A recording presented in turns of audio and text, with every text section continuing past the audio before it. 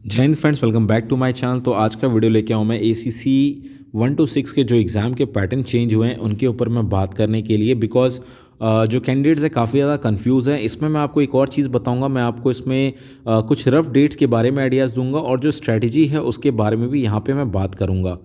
तो इस वीडियो को लास्ट तक देखिए और सारी चीज़ें यहाँ पे मेरे हिसाब से जो आपकी डाउट्स हैं सारी डाउट्स इसमें मैं क्लियर करने वाला हूँ। अगर आपको इसके बाद भी कोई डाउट्स होता है तो आप कमेंट सेक्शन में मेरे को कमेंट करके मेंशन कर सकते हैं। अगर आपको व्हाट्सएप ग्रुप ज्वाइन करना है तो आप व्हाट्सएप ग्रुप का नीचे डिस्क्रिप्शन में लिंक मिल जाएगा, व्हाट्सएप ग्रुप ACC 1 to 6 वाली, वो ग्रुप भी ज्वाइन कर सकते हैं। साथ ही साथ अगर आप टेलीग्राम ग्रुप ज्वाइन करना है तो टेलीग्राम ग्रुप का भी डिस्क्रिप्शन यहाँ पे मिल जाएगा।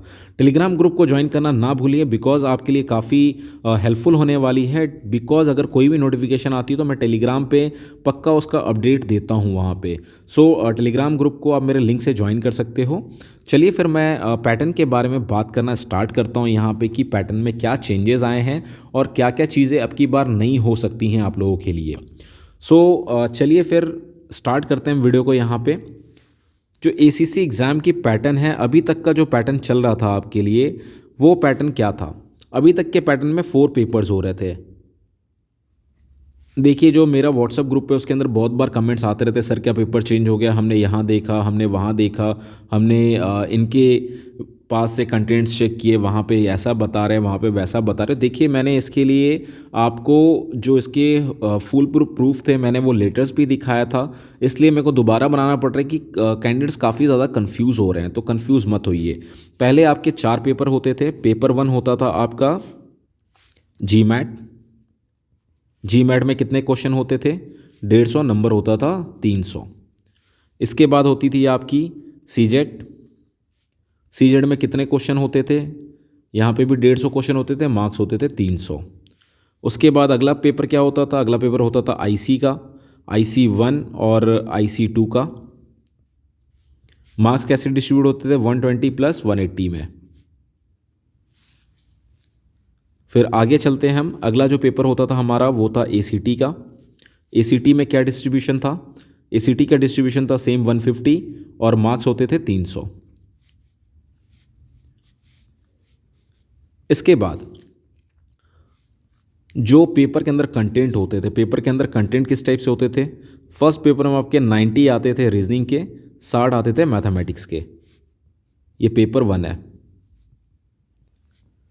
पेपर 2 के बारे में बात करते हैं।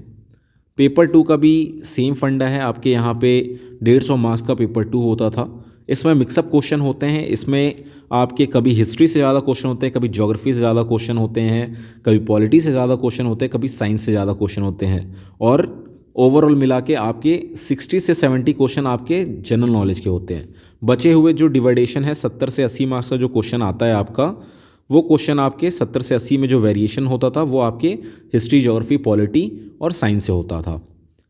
यह है पेपर 2 का पैटर्न। पेपर 3 में क्या है? 120 मार्क्स का आपका ऑब्जेक्टिव्स है और सब्जेक्टिव 180 मार्क्स के, ये फिक्स है।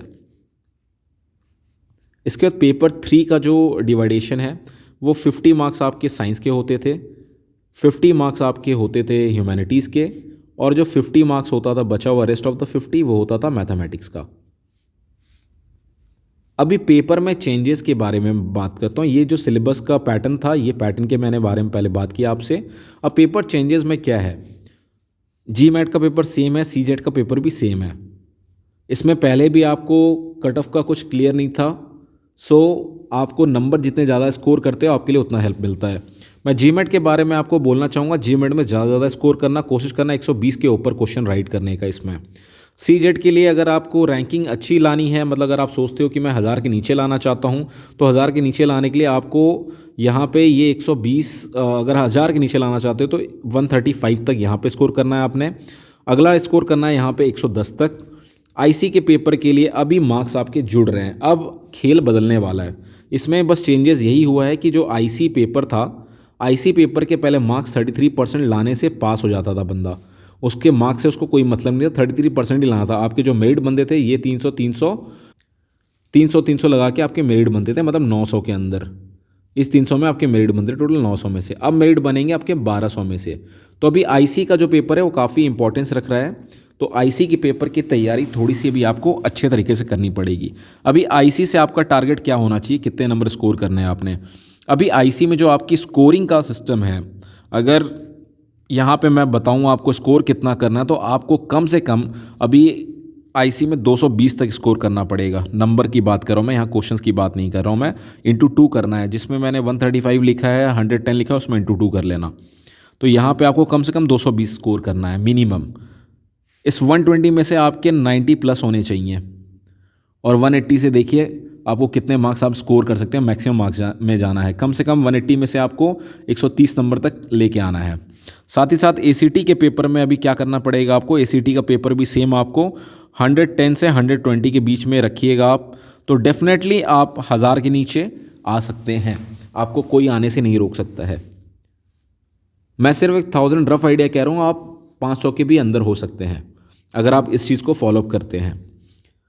अभी आपके पेपर में सिंपल सी बात जो है वो चेंजेस में एक आईसी के एग्ज़ाम के नंबर में चेंज हुआ है, मेरिट में।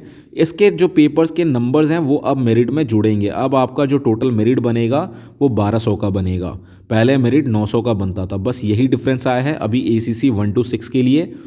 इसके अलावा कोई चेंजेस नहीं है, कोई भी पैटर्न में कोई अलग बदलाव नहीं है। सेम टू सेम जैसे पहले एग्ज़ाम होते थे उसी तरीके से अभी भी एग्ज़ाम हो रहे हैं और होंगे भी। अगर आप बात कर रहे हो इसमें कुछ ACC 1 to 7 वाले कैंडिडेट्स देख रहे होंगे, या फिर जो ACC 1 to 6 दे रहे हैं वो एक चांस और साथ में ACC 1 to 7 देने वाले हैं, तो 1 to 7 के लिए मैं आपको यही बता रहा हूँ कि अपने सिलेबस को, जो भी सिलेबस की किताब है आपके पास, जो भी कंटेंट है उस कंटेंट को पढ़िए, बिकॉज सिलेबस में कोई चेंजेस नहीं है। चेंजेस किस में आ रही हैं, आपके क्वेश्चंस में चेंजेस आ रही हैं, क्वेश्चन के पैटर्न में चेंजेस आ रही हैं। जो पहले 90 का रीजनिंग था, रीजनिंग अभी भी 90 की ही है। मतलब जो 90 रीजनिंग के लिए जो आपसे चैप्टर्स थे वो चैप्टर सेम है, उसमें से 90 क्वेश्चन बनते थे, पर अब उसमें से 25 क्वेश्चन बनेंगे नए पेपर में, अगर चेंज होता है तो। बट अभी तक चेंजेस नहीं हुए हैं। मैं जस्ट एग्जांपल के तौर पे बता रहा हूँ आपको, जहाँ से आपके पास यहाँ पे 10-12 टॉपिक होते थे वहाँ से आपको 90 क्वेश्चन मिलते थे, तो पेपर क्या होता था, ईजी होता था। अगर वही 10-12 टॉपिक रहेंगे और 25 क्वेश्चन बनेंगे तो पेपर टफ हो जाएगा। साथ में क्या होंगे, नेगेटिव मार्किंग भी होंगे। अगर वो पैटर्न आता है तो आगे ACC कैंडिडेट्स के लिए मुश्किलात बढ़ने वाली हैं। अपनी प्रिपरेशन को बढ़ा दीजिए। जो ACC 1 to 7 देने का सोच रहे हैं ACC 1 to 6 कैंडिडेट, और जो 1 to 7 दे रहे हैं वो तो अभी सबने पुल अप योर सॉक्स कर लो भाई, क्योंकि आपके लिए बहुत ही टफ टाइम आने वाला है अगर ये चेंजेस हो गई। और जो भी इसकी कंडीशन है, जो भी फीडबैक्स के हिसाब से ये चेंजेस होने के चांसेस बहुत ज़्यादा हैं। चेंजेस होने के चांसेस 90% हैं। अगर 1 to 7 लकी निकलता है तो 1 to 7 का लक है वो 1 to 7 देने वालों का, बट ज़्यादा से ज़्यादा 1 to 7 जाएगा ये 4 पेपर वाला जो पैटर्न है। बट आगे 1 to 8 तक डेफिनेटली पेपर चेंज होंगे ही होंगे, पेपर के पैटर्न्स। साथ ही साथ यहाँ पे यही है चैनल इसके पैटर्न के बारे में। अगर आप चाहते हो कि मैं किसी और कंटेंट के ऊपर वीडियोस लेके आऊँ तो प्लीज़ कमेंट सेक्शन में कमेंट करिए आप। मैं डेफिनेटली आपके जो भी रिक्वायरमेंट्स हैं मैं उनको पक्का पूरा करूँगा। If you like my video please do like, subscribe my channel, and thanks for watching my video. जय हिंद।